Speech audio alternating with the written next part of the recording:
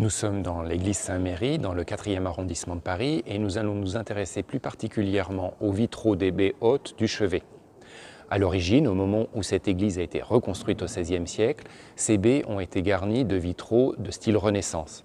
Puis, au milieu du XVIIIe siècle, ces baies ont été blanchies, c'est-à-dire que les vitraux de couleur ont été remplacés par des vitraux blancs. Au XIXe siècle, pendant les périodes de restauration importantes de l'église après la Révolution, 3 baies ont été mises en place dans les parties hautes du chœur. Ces 3 baies pourraient être 3 baies avec un thème qui est le thème de l'incrédulité. Pourquoi l'incrédulité? Parce que 4 scènes sont figurées de part et d'autre de la Trinité.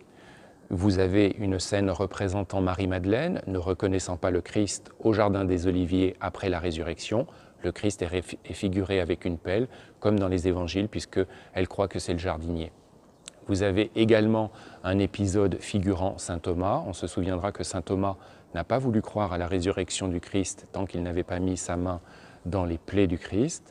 Vous avez ensuite une scène figurant saint Pierre recevant les clés. Et enfin, une dernière scène figurant l'épisode des pèlerins d'Emmaüs. Que ce soit pour Marie-Madeleine, les pèlerins d'Emmaüs ou saint Thomas, les 3 ont vécu dans l'amitié du Christ, les 3 ont connu le Christ. Alors même qu'ils ont connu le Christ, la résurrection est un fait tellement incroyable, tellement impossible pour un homme, qu'ils n'ont pas reconnu d'emblée le Christ.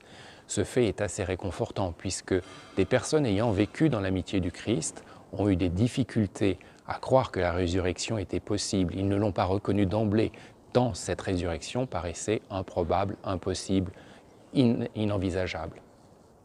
Nous, de nos jours, chrétiens, pouvons nous dire que si des saints qui ont vécu dans son amitié n'ont pas réussi à croire facilement à la possibilité de la résurrection, lorsqu'il nous arrive d'avoir des moments de faiblesse, des moments de doute, l'important n'est pas de douter, l'important est de se remettre en marche, comme ne cesse de le dire le pape François.